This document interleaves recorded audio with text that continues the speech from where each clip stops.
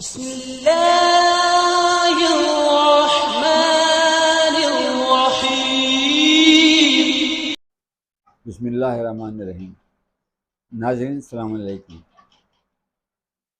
Channel حیدری کے سلسلہ وار programme کل اور آج کے قسط نمبر 2 میں آپ سب کا استقبال ہے۔ ناظرین، جیسا کہ آپ کو علم ہو گیا ہوگا، یہ پروگرام قوم کے حالات سے سب کو آگاہ کرنے کے لیے کیا جا رہا ہے۔ حالانکہ حالات سے سب واقف ہیں، لیکن کوئی بولنا نہیں چاہتا، سب خاموش ہیں۔ اللہ سبحانہ تعالیٰ کا شکر ہے، اب کچھ علماء اور دانشور حضرات نے بولنا شروع کیا ہے، لیکن ایسے نہیں جیسے بولنا چاہیے، کیونکہ اگر کوئی زبان کھولتا ہے تو اس پر فوراً اخباری ملنگی کا لیبل لگا دیا جاتا ہے۔ وحدہ اللہ شریک سے دعا ہے وہ علماء حق اور دانشور حضرات کو غلط کے خلاف حق بولنے کی ہدایت فرمائے، آمین۔ بہرحال اب 1444 ہجری اور 2022 عیسوی کے ایام ازاں ختم ہو گئے ہیں۔ گزشتہ 2 سال سے کرونا وبا کے سبب ہم عزادار چاہتے ہوئے بھی حکومت کے قانون کے سبب دختر رسول جناب معصومہ کونین جناب سیدہ فاطمۃ الزہرا سلام اللہ علیہا کو ان کے لال سید الشہداء امام مظلوم حضرت امام حسین علیہ السلام اور ان کے انصار کا پرسہ نہ دے پائے، نہ ماتم کر کے عزاداری برپا کر پائے۔ جب 2022 میں کرونا وبا کے بعد عزاداری برپا کرنے کا موقع میسر ہوا تو ہر شیعہ اثنا عشری عزادار، بزرگ، جوان، بچے اور مستورات نے دل کھول کر عزاداری برپا کی، نہو ماتم کیا۔ عزا کی پیاس جو 2 سال سے بے چین کیے ہوئے تھی، مجالس نہو ماتم کر کے سراب ہونے کی کوشش کی، جبکہ غم امام حسین علیہ السلام ایسا ہے جو کبھی پورا نہیں ہو سکتا۔ ہم جتنا واقعہ کربلا کو یاد کریں گے، اتنا ہی شدت سے عزائے امام مظلوم برپا کرنے کی خواہش بڑھتی چلی جائے گی۔ لیکن اس کے ساتھ ہی کچھ عالم نما افراد نصیحت کرنے کے لیے تشریف لے آتے ہیں، یہ کرو، یہ نہ کرو، اس سے قوم بدنام ہوتی ہے۔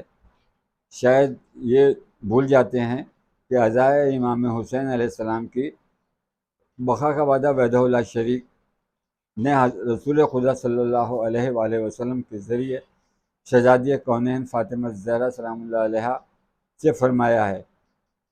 بڑی بڑی حکومتیں عزاداری کو ختم کرنے کی کوشش کر چکی ہیں، لیکن وہ حکومتیں خود ختم ہو گئیں، عزاداری پر کوئی اثر نہیں پڑا، تو پھر ان کی نصیحت کا عزاداری پر کوئی اثر نہیں پڑے گا انشاءاللہ۔ اس کے علاوہ کچھ چیزیں ہندوستان میں پاکستان سے آ رہی ہیں، جیسے علم مبارک ہمیشہ ایک پنجہ، ایک فریرہ اور ایک پٹکے سے مکمل ہوتا ہے، لیکن اب الگ الگ طریقے سے علم برآمد ہو رہے ہیں۔ اگر ہم غلط ہیں تو وحدہ اللہ شریک ہمیں ہدایت فرمائے، آمین۔ دوسرے، آج کل زیادہ افراد کہتے ہیں ہم مولا کی نوکری کر رہے ہیں، جبکہ آج تک ہم اپنے کو امام عالی مقام کے غلاموں کا غلام کہتے چلے آئے ہیں۔ نوکر اپنی اجرت لے کر آزاد ہو جاتا ہے، اور غلام جب تک رہتا ہے جب تک اس کا آقا اسے غلام کو آزاد نہ کر دے۔ اب آپ کی مرضی ہے، نوکری کر کے آپ آزاد ہونا چاہتے ہیں یا مولا کی غلامی میں رہ کر تا حیات ان کے غلامی میں رہنا چاہتے ہیں۔ اس سال ایک پرانا مسئلہ ورلڈ لیول پر بہت ہی منظم طریقے سے انجام دیا گیا کہ نام حسین پر بلڈ ڈونیٹ کریں۔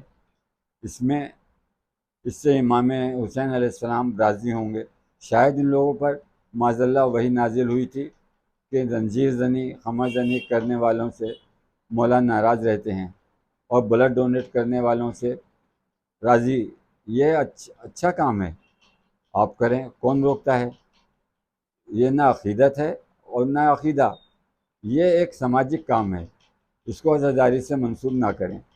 ویسے آپ لوگوں کے بقول آپ کے ایڈورٹائز سے لاکھوں افراد نے بلڈ ڈونیٹ کیا، اس سے آپ کے تعلقات تو بہتر ہوئے ہوں گے، شہرت حاصل ہوئی ہوگی، لیکن یہ تو بتائیے کتنے شیعہ افراد کو اس فائدہ ہوا، اور اس نیک کام سے کتنے افراد نے امام حسین کو پہچانا، اور کیا معاذ اللہ امام حسین علیہ السلام کو اس طرح پہچانوانے کی ضرورت ہے؟ ویسے زنجیر زنی خمر زنی کرنے کے لیے نہ کوئی اعلان ہوتا ہے اور نہ کوئی اشتہار دیا جاتا ہے۔ آپ بلڈ ڈونیشن کیمپ لگانے والوں سے گزارش ہے، آپ کا جو بھی عقیدہ ہو مہربانی کر کے کم سے کم 40 یا ایام ازا تک نہ لگائیں تو بہتر ہے، اس سے قوم میں انتشار پیدا ہوتا ہے۔ اب بے شک بلڈ ڈونیشن کیمپ لگائیں، نام امام حسین پہ ہی لگائیں، لیکن ولادت امام حسین علیہ السلام 3 شعبان کو لگائیے، عید الفطر اور عید الاضحیٰ کو لگائیے، سب آپ کی ہمت افزائی کریں گے۔ شاید آپ لوگوں کو علم نہیں ہے، ممبئی میں یہ عزاداری بزرگوں نے بہت تکالیف اور مصیبت برداشت کر کے یہاں تک پہنچائی ہے۔ ناظرین، آپ سب کو خود نمائی نہ سمجھیں۔ جلوس اضحیٰ کے لیے سازش کے تحت ہم پر مقدمہ کیا گیا جو ہم نے 7 سال لڑا، اور خدا کا شکر ہے کہ اس میں ہمیں کامیابی ملی۔ اس کے علاوہ ہم پر بہت دباؤ اور دھمکیاں بھی ملی، یہ حقیقت ہے، خود نمائی نہیں۔ اگر آپ کا ایجنڈا یا ارادہ عزاداری میں خلل ڈالنا نہیں ہے تو اس بات پر غور کریے گا، اور اگر آپ دشمنان ازاں ہیں تو کوئی بات نہیں، فرق نہیں پڑتا، ایک نہ ایک دن آپ کے چہرے سے نقاب اتر ہی جائے گا۔ اگر محسوس کر سکتے ہیں تو خدا کے لیے یہ بھی ضرور محسوس کریے گا کہ جب کہیں خون جمع ہوتا ہے تو بہت بری بدبو پیدا ہوتی ہے، لیکن یہاں بھی یہ بھی نام حسین کا اثر ہے۔ جب بھی کوئی زنجیر زنی خمر زنی کرتا ہے، چاہے ان کے لباس خون میں ڈوبے ہوئے کئی دن رکھے ہوئے ہیں، ان میں سے ایک عجیب بھینی بھینی خوشبو آتی ہے۔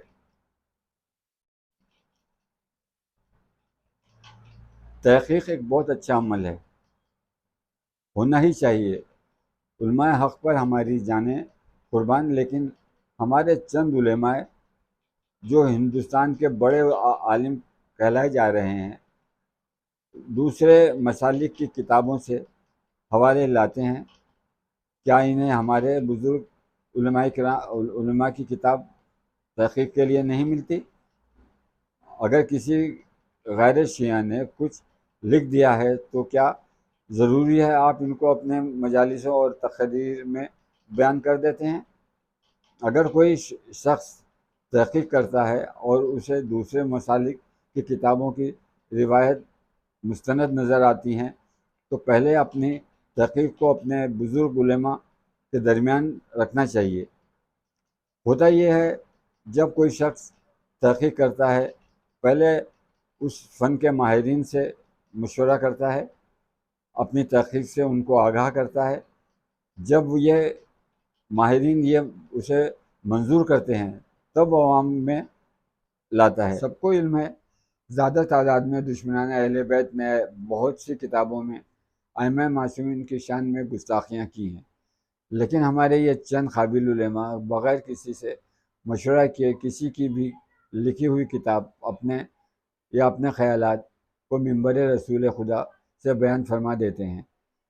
یہ تو مناسب نہیں ہے۔ ہونا یہ چاہیے کہ پہلے اپنے بزرگ علماء سے اس روایت کے بارے میں گفتگو کرنی چاہیے کہ یہ روایت عوام میں پڑھی جائے یا نہیں. اگر سب علماء متفق ہیں تو ٹھیک ہے، ورنہ انہیں ایسی روایت نہیں پڑھنی چاہیے جس سے مومنین میں انتشار اور نفاق پیدا ہو. ایک صاحب فرما رہے ہیں کہ معاذ اللہ امام زمانہ حضرت تعالیٰ فرجہ ظہور فرما چکے ہیں اور انہوں نے مختلف مقامات پر اپنے گورنر بٹھا دیے ہیں. دوسرے عالم فرما رہے ہیں راہب اور امام حسین علیہ السلام اور فطرس اور امام حسین علیہ السلام کے واقعے ان کی نظر میں صحیح نہیں ہیں. ایک بہت بڑے ذاکر فرما رہے ہیں معاذ اللہ خون امام حسین پاک نہیں ہے، لیکن جب خون امام حسین کربلا کی زمین پر گرا تو زمین کربلا پاک ہو گئی اور نوجوان شادی کر کے ہنی مون کے لیے کربلا زیارت کے لیے جائیں. شاید ہمارے بزرگ مراجع کرام اور بزرگ علماء کرام کو خدا نہ کرے، خدا نہ خواستہ اتنا علم نہیں تھا کہ وہ سمجھ سکتے یہ روایت صحیح ہے یا نہیں. اللہ وحدہ لا شریک ہم پہ رحم فرمائے، آمین.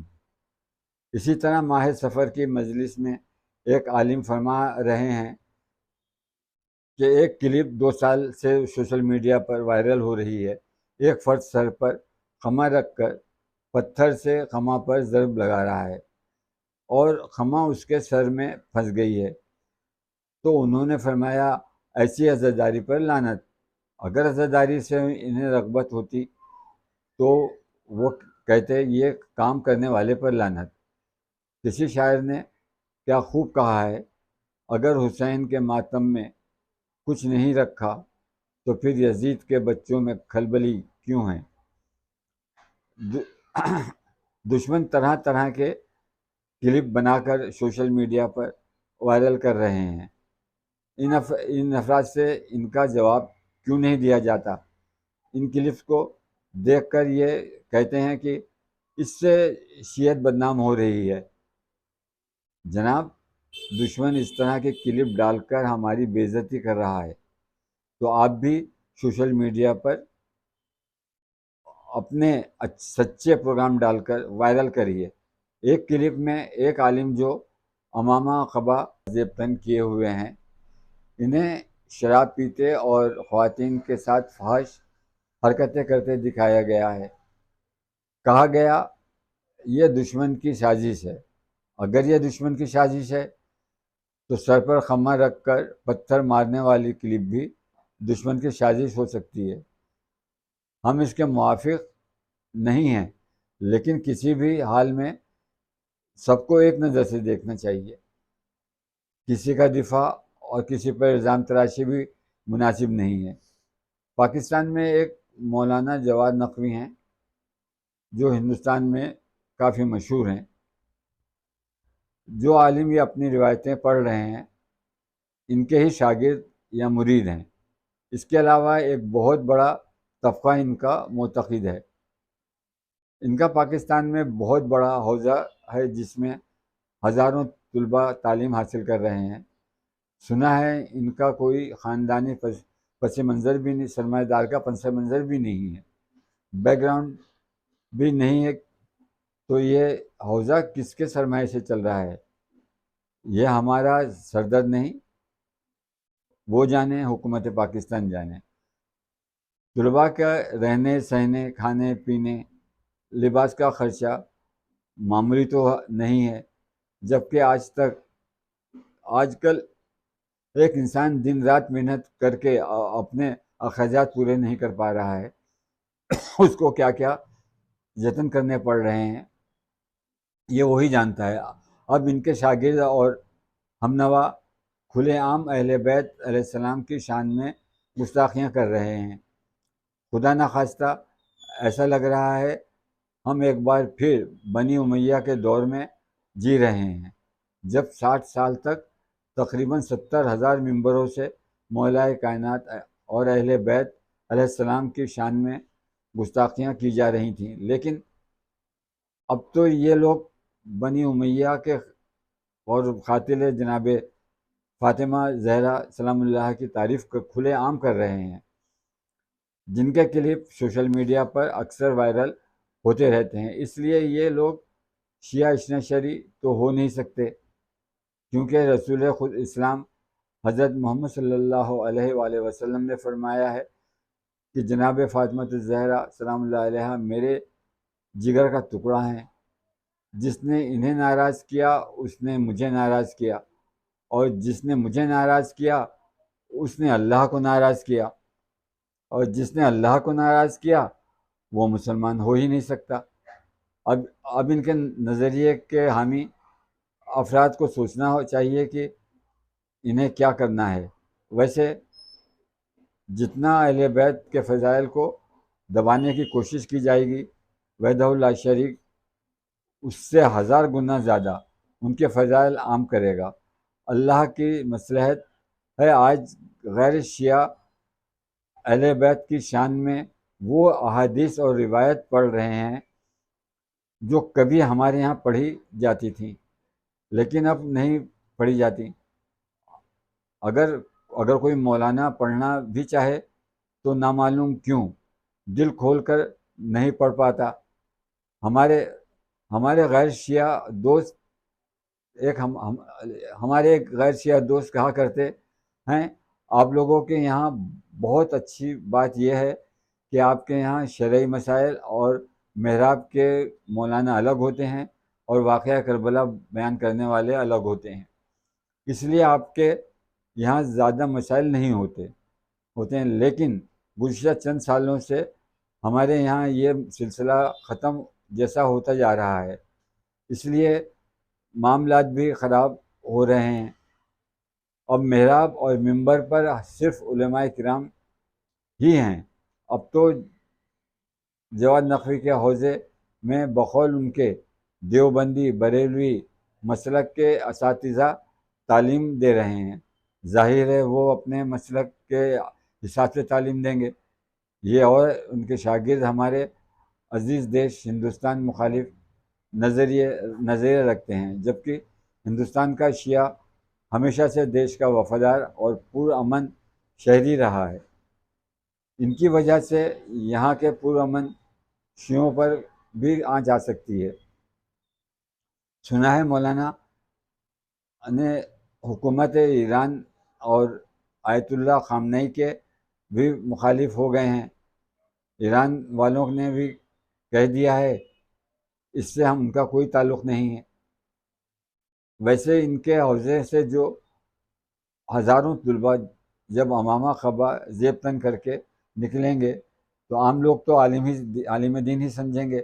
ظاہر ہے اس سے ان کے نظریے کی ہی تشہیر ہوگی، پھر ہماری نسلیں کیا کریں گی یہ اللہ ہی بہتر جانتا ہے۔ کاش یہ وقت آنے سے پہلے ہم جاگ جائیں، ہوشیار ہو جائیں، بہتر ہے۔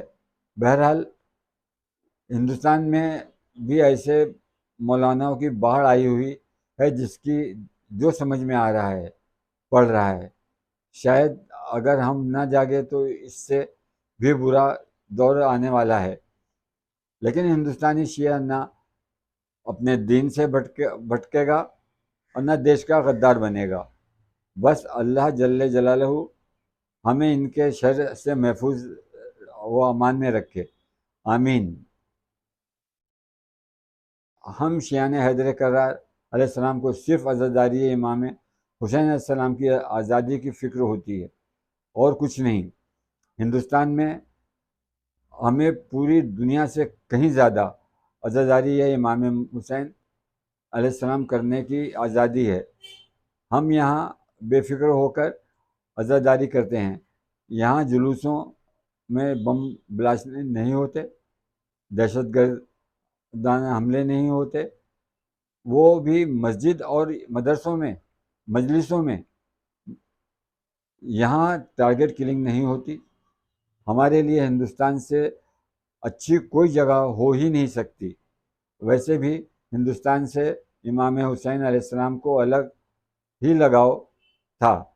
واقعہ کربلا کے وقت ہندوستان سے بھی ایک لشکر امام حسین علیہ السلام کی مدد کے لیے گیا تھا، لیکن جب لشکر کربلا پہنچا تو واقعہ کربلا رونما ہو چکا تھا۔ اس دور میں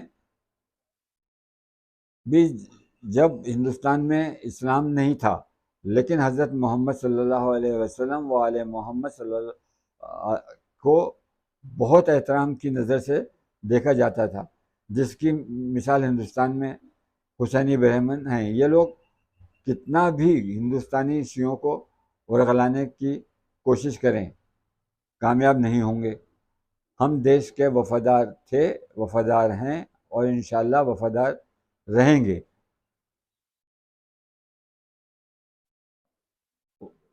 فقط والسلام، انشاءاللہ کل پھر ملاقات ہوگی۔